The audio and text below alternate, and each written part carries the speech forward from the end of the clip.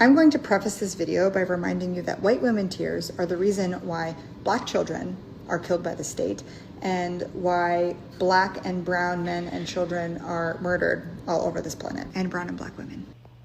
I woke up this morning to the horrific news that Anas al-Sharifi, Al Jazeera journalist, and 3 of his colleagues were killed in a targeted Israeli strike inside Gaza. This brings the total number of journalists killed in Gaza since October 7th to 176, which is frankly a mind-boggling statistic. It's actually over 230 Palestinian journalists killed in Gaza by Israel since October 7th, but you and your colleagues don't count the others. And I just wanted to say, and I realize that it helps nobody, but I think I speak for a lot of Western journalists when I say that so many of us feel angry and outraged and powerless and ashamed. Actually, Western journalists, including yourself, don't give a fuck about Palestinian journalists. You didn't give a fuck when Israel was blowing up entire news buildings in Gaza in 2021. You didn't give a fuck when Israel was murdering Palestinian American journalists in 2021, and you don't give a fuck about Palestinian journalists now. We are confronted with a stream of accusations from the IDF that seek to dehumanize our Palestinian colleagues, that seek to justify their killings, and the nature of the carefully calibrated language that we are using in our stories, I understand to many just feels so detached and so not proportional to the agony and outrage of the moment. Carefully calibrated language by the Israeli military and the Israeli government and the US government that you say to tens of millions of people. It is not just detached, as you say, it is violent. It is literally linguistic violence. You are the reason for perpetuated violence and dehumanization of Palestinians globally. And behind the scenes, many of us continue to push and press and sign letters and write petitions and do meetings, and none of it seems to make a damn bit of difference. Here's the thing about this behind the scenes stuff that you all claim to be doing. It doesn't matter. When you're a public figure saying shit like this about Palestinians to tens of millions of people around the world, what you do behind the scenes does not matter, because what you do in public is killing us. Powerless and ashamed. You have power, Clarissa. Do you need a reminder of what you've been doing with that power for the last 2 years? You're okay. You're all right. Okay. That's the Iron Dome, okay? That's the Iron Dome. The IDF now coming out today and saying basically that Gaza will be completely shut down. No food, no fuel, no electricity will be allowed to be delivered into the Gaza Strip. And certainly here in Ashdod, also in Ashkelon, where there were strikes this morning, a lot of tension as people are bracing themselves for yet another day of war, Phil. The site where one of those Iranian missiles made impact last night. 1 man, 1 woman were killed in this house. The Israeli police also put out an image of a baby being rescued from the rubble. Many people were injured. This is a residential area, Rishon LeZion. We're about 15 minutes from the center of Tel Aviv. A lot of journalists around here, quite a lot of onlookers down there, because they've not seen something like this happening before in Israel. And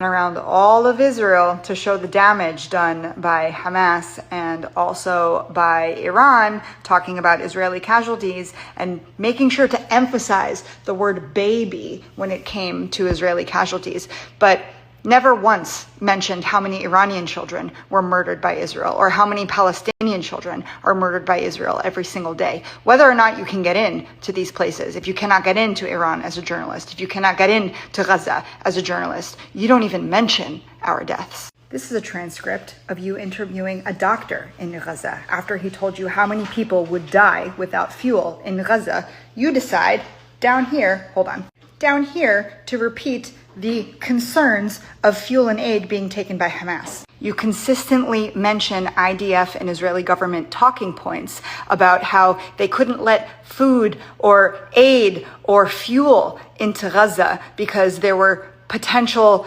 risks of Hamas stealing all of the above, without recognition or even a mention of how all of that is against international law, as Israel is an occupying power and is, by international law, required to ensure that the people they are occupying have access to all of those things. You didn't even mention that this is a crime against humanity. Do you remember this? Will you even air it? You edit it? Okay, fine. Here's how the interview went. My name is Rahma Zaina. I'm an Egyptian. So Tell me why you're here today. I am here today because of a multitude of things. First, the unfair occupation that's lasted for 70 plus years, and the fact that Gaza has been dubbed an open-air prison with Palestinians, no access to water, no access to be able to move in or out, not able to maneuver. We have family here, Palestinian family, who have their Palestinian families there. They're not even able, the ease of maneuvering. You go to holidays, it's easy for you. It's not that easy for them. Life is so difficult. It's against human rights. Israel has breached human rights time and time again, and it seems that it is above of international law. We are here to speak the truth because I'm not going to generalize, but a lot of Western channels have been aiding in the dehumanization of Arabs. Here's what they published. A protester starts shouting at me. We invite her to do an interview with us. Okay, fine. When 1,000 plus Palestinian babies die, you don't feel the same. You don't feel the same as when I tell you one of your own has died. But these are our own. And it is unfair, and Egypt will stand with Palestine. All Western channels are talking for Israel. If the United Nations is standing for Israel, if all these international institutions are standing for Israel, who's there for the Palestinians? And don't call it a war. The jargon is even more infuriating. It's not a war. They're not on equal footing. It is not a war.